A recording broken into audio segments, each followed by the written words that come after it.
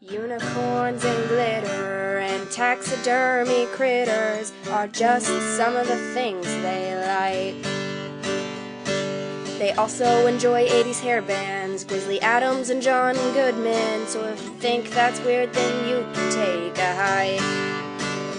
But the things they enjoy the most are making art and cracking jokes, so without further ado, here are your hosts. You've got your two artsy gals, your two artsy gals. Here are your two artsy gals. Hey everybody, this is Katie.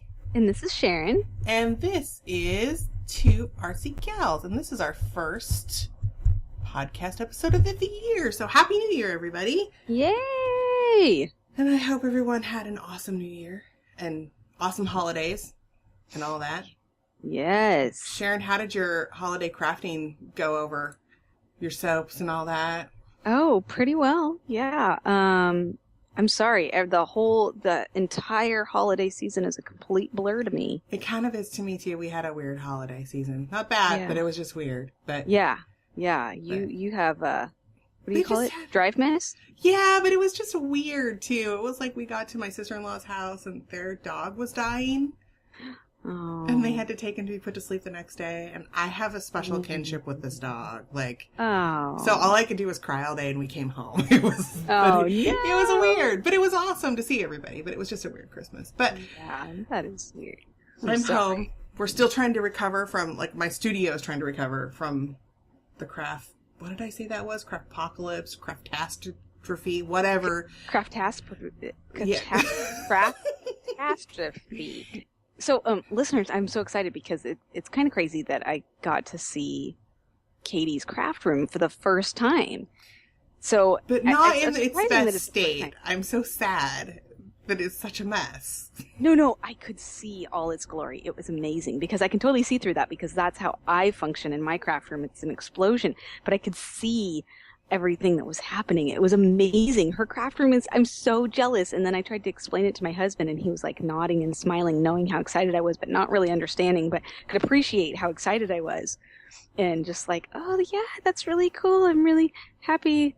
I don't really know what you're talking about, but that sounds really neat. And I was explaining her awesome storage and her space and how envious I am of it. And so I'm going to go over once a month now that I live closer to her and craft with her. I'm really excited. Yeah, we're going to be recording some together podcasts at least once a month, like in the same room. We're going to be crafting and doing stuff, and it's going to be super awesome. It's going to be exciting. And it'll be hard because I'll probably just want to play with everything in her craft room. We can play with everything in my craft room. And I have lots of toys in my craft room that have nothing to do with crafts or arts or anything.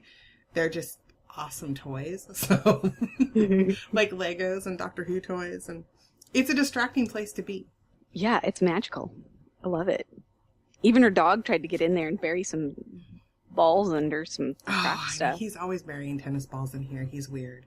If he can get a fabric scrap and hide a tennis ball underneath it, and then pretend that he's digging it up, that's like his jam. But I think that if we left him outside, he would be the dog that dug holes in the yard all the time. Oh, yeah. You just have to direct that. If you're gardening, you can just dig a hole right there. But, other than that. I don't know. He's a goofball.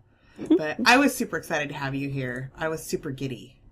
Yeah. All day. I was like, Sharon's going to come see my office and my studio. And I was so excited. It was so fun. And she made me some really awesome soup that I was really excited about. Oh, yeah, the bean soup. It was good. It did not make me fart or poop my pants. Really? Because me and my husband's super farty. But I didn't put, I normally put, I'm totally brain farting.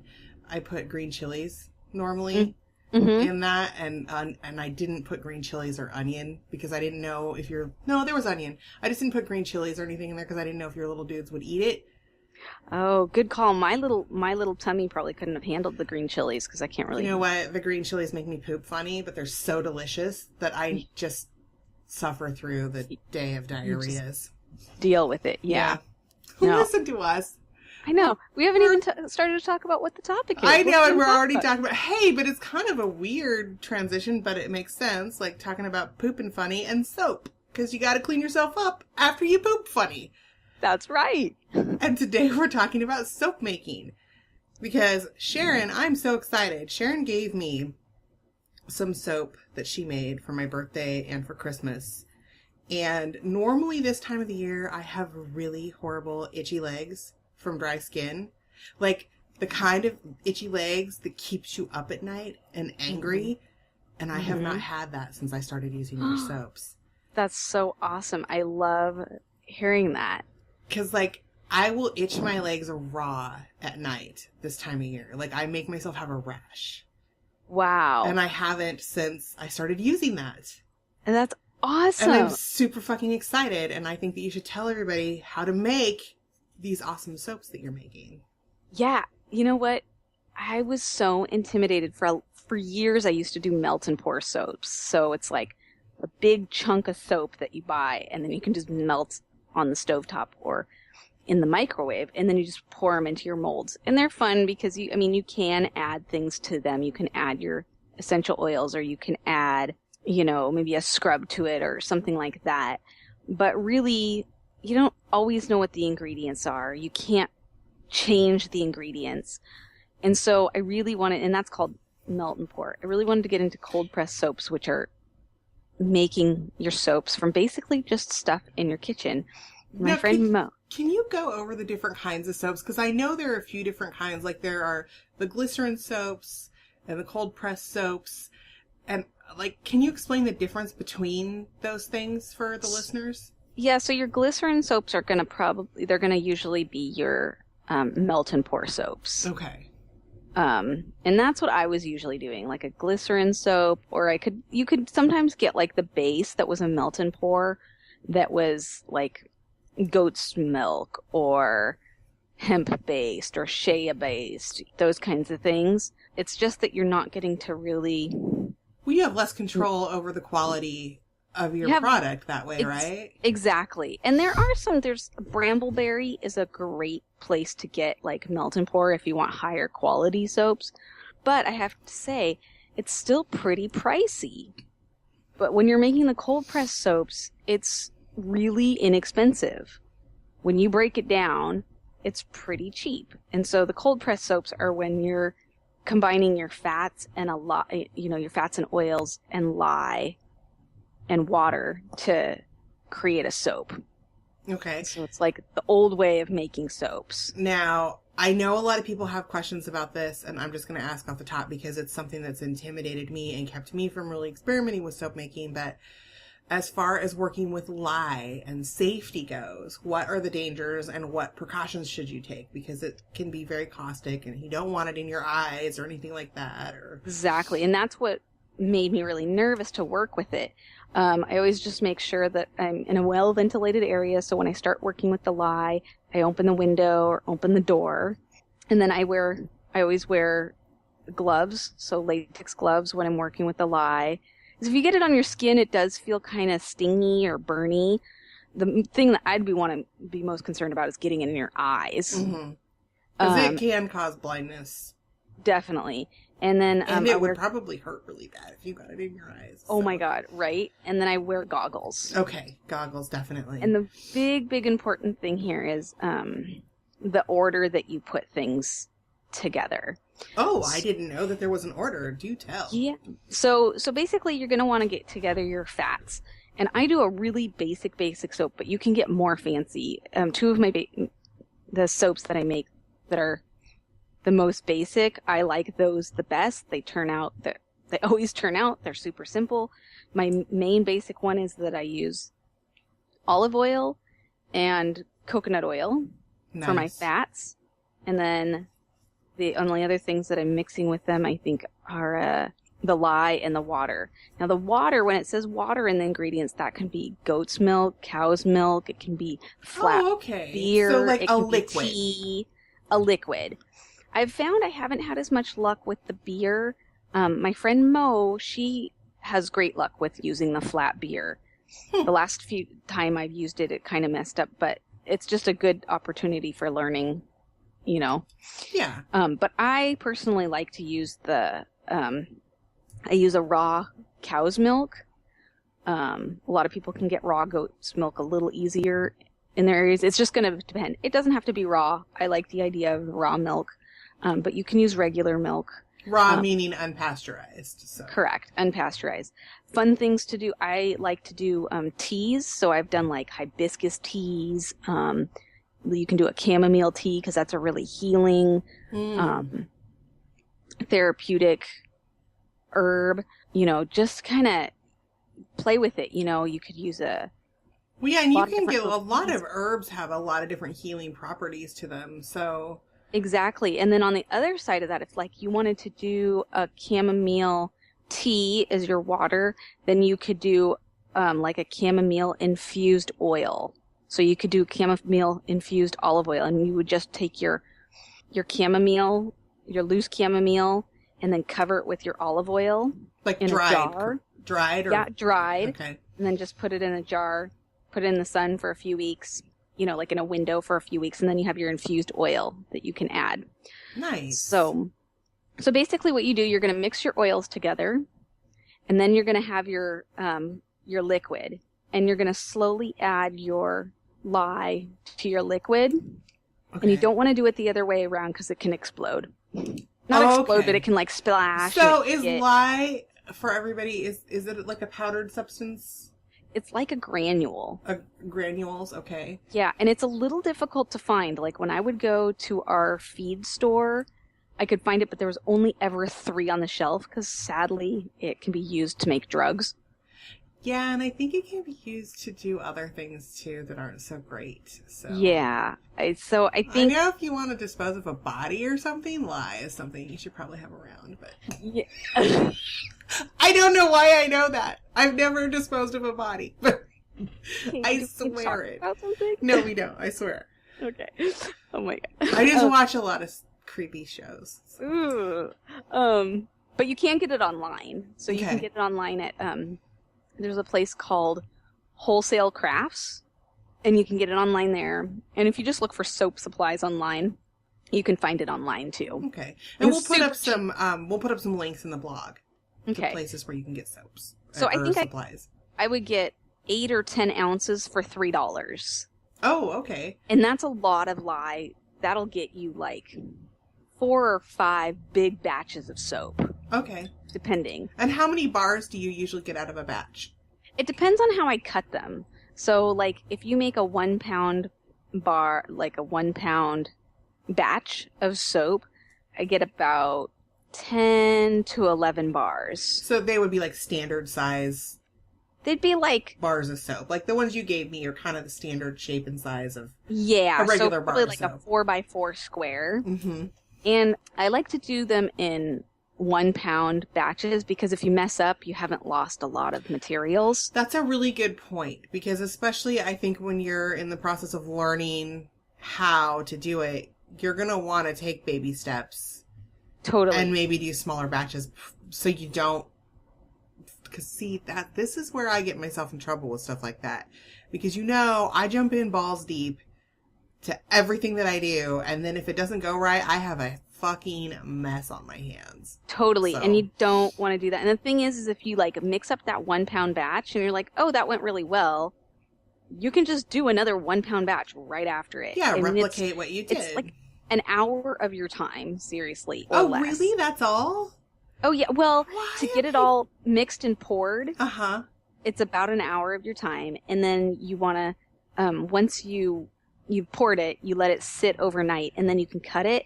But then you need to let it cure for about 6 to 8 weeks for it to get really hard. I thought that, I guess I've always thought that it was such an arduous process. I didn't realize that it's really... isn't. So actually let's backtrack a little bit. So so you're putting your lye into your liquid, whatever water, milk, or whatever you're using. So you're slowly pouring the granules into that liquid, correct? Mm-hmm. And stirring as you go, I would imagine.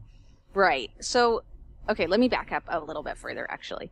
When you start, you want to get your oils together, and you're going to want to combine your oils, and you're going to have those heat up a little bit. And I just do it on the stove. So you want it to be about, usually I do it between, I think, like 95 and 105 degrees. Get it to that. So you want like a candy thermometer maybe to keep track of the temperature? Yes. And we'll go over the supplies.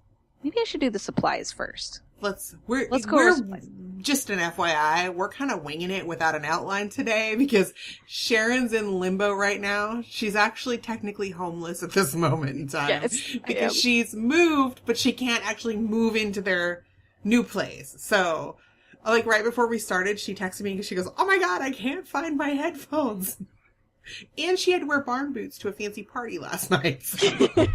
Because she can't fucking find anything because she's living out of boxes. It's terrible. So it's totally terrible. We're just kind of going, well, we'll see where it goes today. But yeah, if I had a shower at work, I'd probably sleep at work. Anyways. Oh God, that kills me. Because we do have beds at work. Oh yeah. So, okay, tools that you'll need. And people, this is so great. You can just go to the dollar store for almost everything. Oh, awesome. I love that. Yeah, so you need a candy thermometer. Mm-hmm. You need some sort of mold. So you can use old bread pans. You can use the shelf liners, or not the shelf liners, they're like drawer organizers that are just like, they're like 4 by 6 by like 12 at the dollar store. And I think they're meant to go together so you can like organize your drawers. Mm-hmm. And those are perfect for a pound of soap, making a pound of soap. You just line them with a plastic bag, and then, or you can use parchment paper.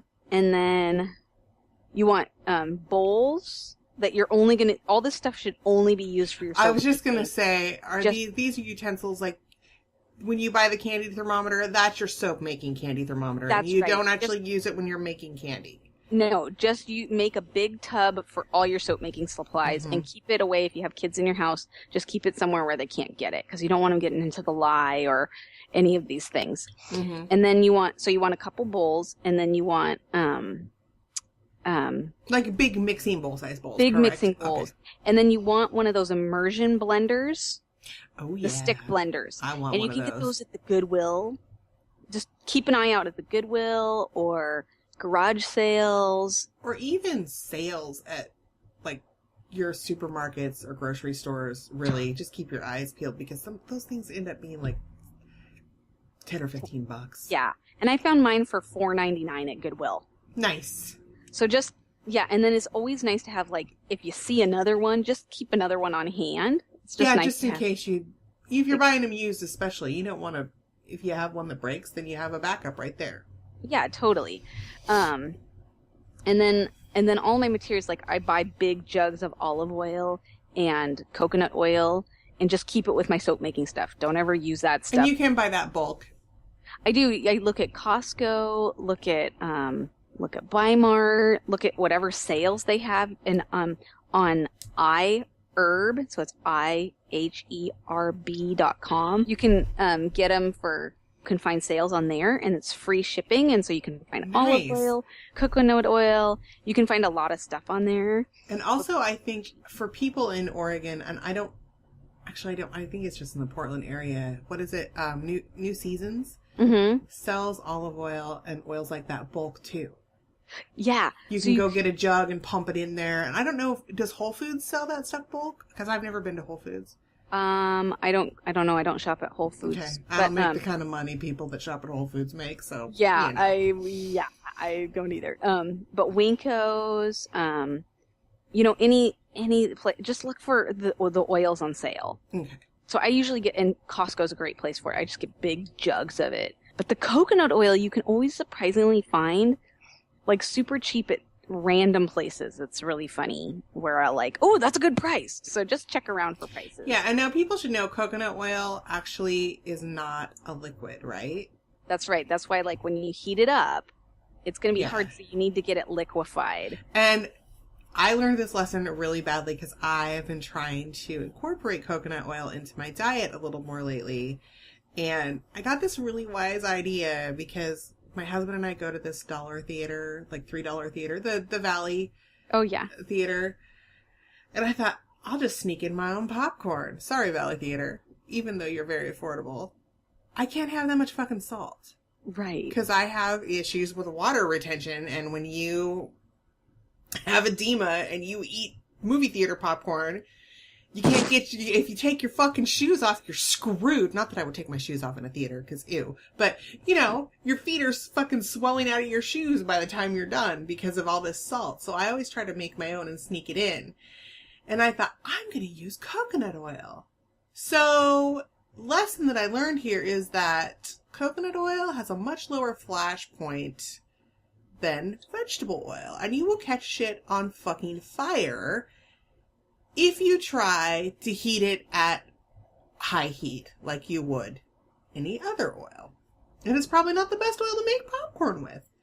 Because if you turn it up high enough to actually make the popcorn, your oil's gonna fucking burn. And then your whole house is gonna smell like charred fucking popcorn and burnt coconut. Wow. The more you know.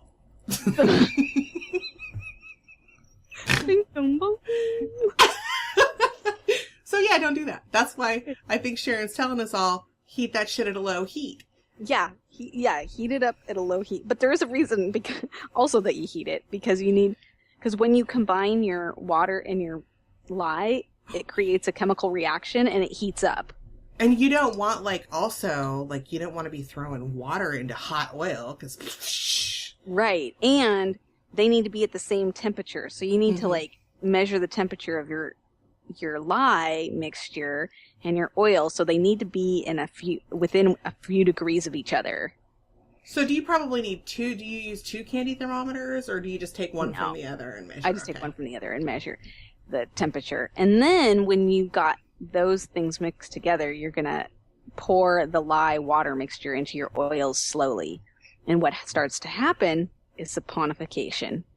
And it means that it starts... That's a fancy word. I like it. Isn't it fun to say? Saponification. Ooh, that's kind of a sexy word. I know. I love it. Just say it at a party sometime and people will be really impressed and think you're really smart. Whoa. I know. Saponification? Is that what you said? Saponification. Yeah, that's hot. I like it. You like I'm going to it? go into the bedroom when I get done here and go, hey, baby, you want to saponificate? Yeah. My husband will think I'm disgusting, I'm sure, but, you know. All sorts of crazy thoughts are going through my head right now. So anyway. Me too. I got like a weird porno going in my head. I know. Get rid of that. It's like... And I just made Sharon probably picture Kurt and I doing dirty shit, and I'm sorry. So With soap. Well, now I have another porno in my head. We are disgusting people. I know. I really want to talk. Oh, well, okay.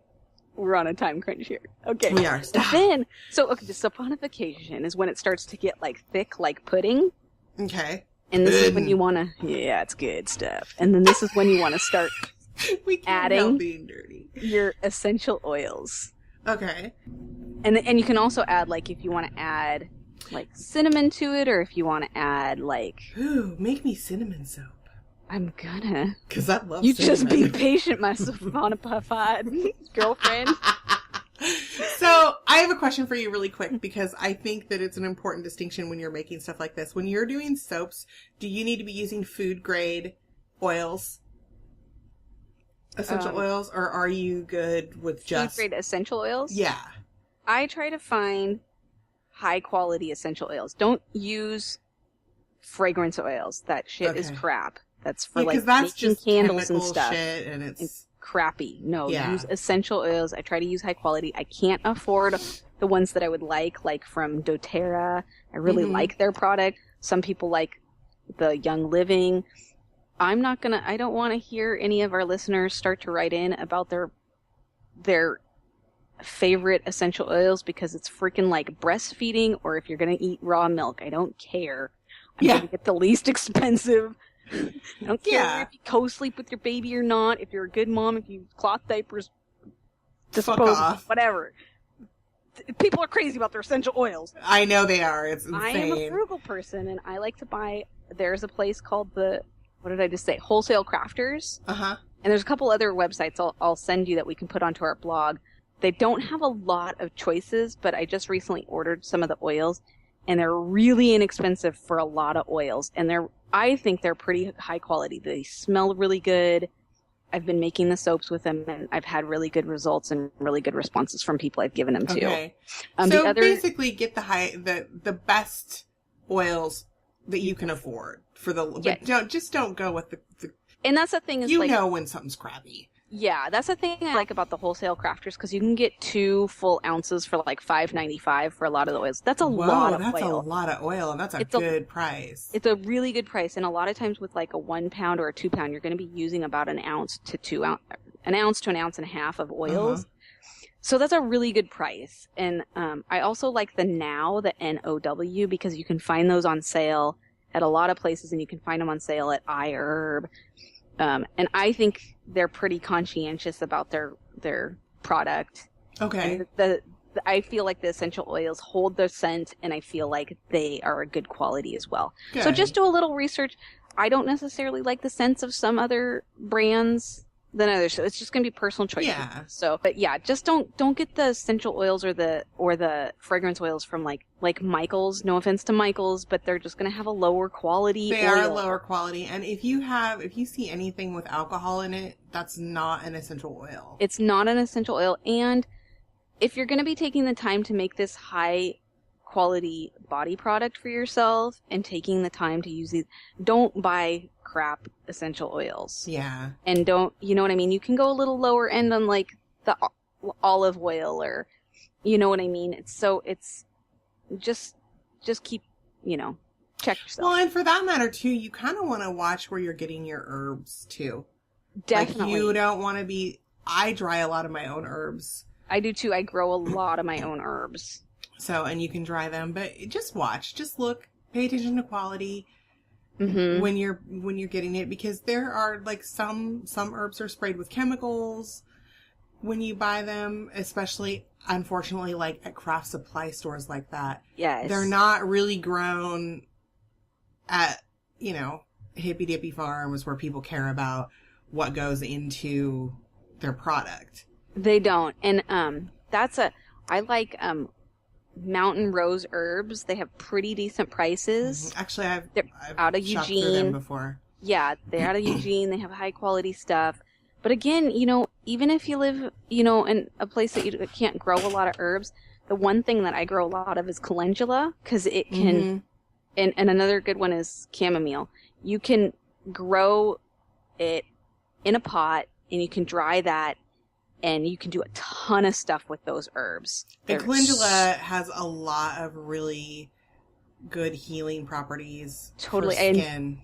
I infuse my oils with it, and then I just put the petals for pretty looks. I think that soap that I like so much, my favorite one, is the one that you do with calendula in it, is it not? Yeah, it's a calendula infused oil, and I put the calendula on top of the soap. That's my favorite. Oh, good. That's my sunshine kisses. That is my favorite, and it smells good. I don't know what essential oil you put in it, but I could eat it. Lemongrass and eucalyptus. I could stand in the shower and eat that soap. I know it would taste terrible because it's soap, but it smells good enough that you kind of want to lick it and see what it really tastes like. Don't eat it. No. Soap's bad for you. That's my favorite one. I love that one. But yeah, we'll list a bunch of the websites on the blog, because there's a ton of great websites that are my favorite that you can just do. And I think we did list maybe some of them, but that have great recipes, really basic recipes. And there's a few that have, if you have this essential oil and want to mix something with it, what would go well with it? Because sometimes I'm like, oh, I have bergamot, but it's a little strong. What can bring it down? Or I always like lavender with bergamot, actually. That's one of my favorite combinations. I've never tried Oh my god, it's so good. It is so good. And sometimes if you put a little bit of vanilla in with that. Oh my god. But lavender and bergamot are fucking awesome together. I'm going to have to totally try that. I really want to get some vanilla essential oil, but it's really expensive. And so I haven't, I feel like I have to just work with the essential oils that I have right now. Back into the process because we're kind of hopping back and forth here. Yeah, sorry. But that's okay. So back into the process. So now we're at the point where what did you say, the sexy word again? Saponification. So saponification is happening. You're adding your water and lye mixture to your oil mixture. Are you maintaining heat while you're doing that, or do you take it off the heat? No, you're not. Yeah, you don't have it on the heat. You just want them to be the same temperature when you mix them together. You're going to blend it with your stick blender. You're going to add your essential oils. It gets to saponification, which is like pudding, and you're going to pour it in your mold. Okay. And at this point, you can also add, like, if you want to add dried herbs to the soap, you would put that in there also. Yep. Yeah, okay. And then you're going to do that, and then you're going to pour it in your mold, because pretty soon it's going to start getting to the point where it's too hard to work with. It needs to pour immediately. You need to pour it. Do you want it to be pudding like before you add all of the oil, your essential oils and your herbs, or can you just kind of do that? You actually want it to be to the point that's called trace. So it's kind of like you can almost like kind of draw in it like a runny pudding. Mm-hmm. And then you add your essential oils, and then you're going to stir it some more. And sometimes those oils make the saponification speed up, so then you want to get it into your mold once it's pretty pudding-like. And then you just cover it with some saran wrap, and you let it sit overnight. And at this point, sometimes you'll still smell that lye coming off, or the essential oils will be really strong. Don't freak out. You're going to let it mellow. You're going to let that lye rest, and the next day it'll be pretty good, and you can cut it. It's still going to be pretty soft, but then you're going to cut it, and then you're going to put it on like a cookie. Like a cooling rack? Yes, a cooling rack. And my friend Sherry, she is so great. She finds stuff for free everywhere, and then she shares it. But she got these crazy, like shelves that were like big cookie racks. And cool. She gave me a couple of them, and so they're just like these big shelves, and I just put my soaps on there to dry. Nice. Yeah, so then you just have to have a place to let them sit. My friend Mo does it in a closet. She just lets her sit in a closet. I bet you that's an awesome smelling closet. It totally is, and it's fun to go shopping in her little soap closet. Sadly, she lives in Georgia, so I only get to see the closet so you can't go to Georgia and not every day. But she mails me soaps. We mail each other soaps back and forth that we make. Yeah, she mails me more soaps than I mail her because I'm just getting started. But yeah, but no, that's awesome though. And so then you're letting it cure from this point. Is that correct? Right. And 6 to 8 weeks, you say? Mm-hmm. And how do you know when your soap has cured properly? Well, it needs to be hard, so it's going to be harder. You can also pH test it. My friend Mo doesn't pH test it, but I kind of wanted to because I had a pretty big mess up on soap and I was really nervous. I was like, this just doesn't look right. I'm really worried that it's going to burn, so she tests it just on her hands before she sends it to anybody to make sure that the lye has been. Okay. And then a really important thing, where folks, can you get pH strips, just out of curiosity? Amazon. Amazon, you just get the cheapest ones. Yeah, you can find really cheap ones. And they just search for pH testing strips? Yep. Okay. Yeah, they should. I got some for like $3 or something. Cool. But really, oh shoot, what was I gonna say? I'm sorry, I totally interrupted you. You're talking about testing them on your hand. A really important thing is look at the soapcalculator.com. If you just put soap calculator in Google, it'll be the first one that pops up typically. But if you're wanting to alter any soap recipes, or you are like, oh wow, I really don't want to make 2 pounds of this recipe I found on the web. I really just want to make 1 pound. Or if you find a recipe and it's only percentages, you put it into the soap calculator and it'll tell you how much essential oil to put in, how much oils, all of that. And if you're like, oh wow, I really want to make this, but I only have enough, like I have a little bit of olive oil and I have sunflower oil, like what can I make? It'll tell you if it's going to be hard, or if it's going to be a sudsy soap, that kind of thing. So that's a really great tool for people to use.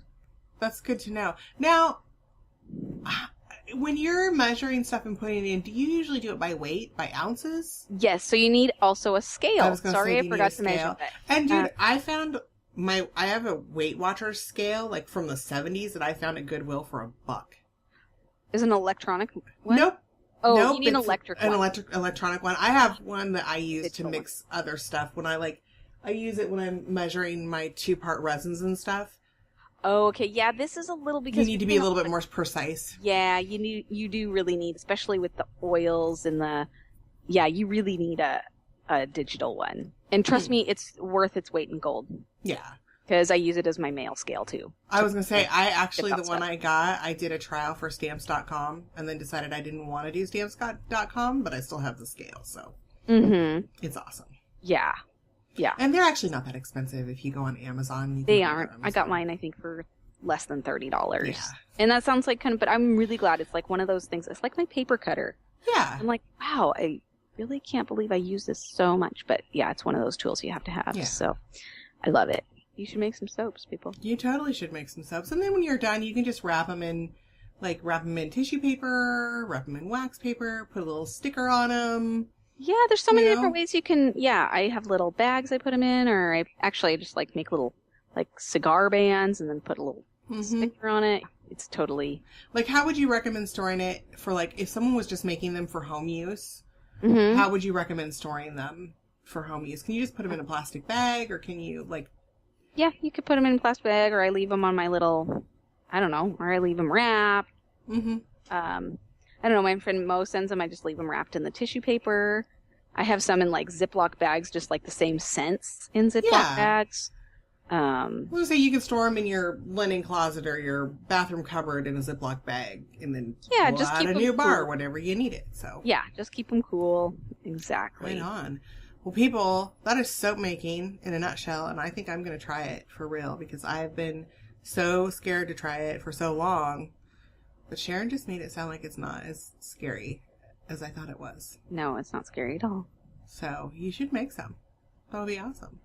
Do it. So yeah, Happy New Year, everybody. And we are going to be back. I think we're going to try to do it next week. I'm not sure. Either next week or the week after. My friend Bob, who is really knowledgeable about internet copyright law and how to protect your works. And he's been working pretty hard for a long time because his wife is an artist. And so he works really, has a lot of information and a lot of great resources for us for protecting our own work on the internet or knowing what we need to do to protect ourselves. And he has a new website where you can register your creative website with him. And it'll give you a little logo to put on your website or blog that people can click through and know that you're registered on this and that your site's copyright protected. But I want to open it up to our listeners to ask him any questions that they might have. That's awesome. So if you guys want to email any questions that you have about internet copyright issue or about soap making or comments, please send those to twoartsygals@gmail.com, and we will be sure to get those through to my friend Bob, and we'll answer them on the show. I'll have him answer your questions. So, and we're going to have a list of supply places where you can get your soap making supplies that Sharon talked about, and hopefully we're going to have a few pictures of the soap making process, but I'm not sure if Sharon's going to be able to get those. Because again, she is in upheaval moving zone right now. So she's going to try. But until next week, make some cool shit, yo.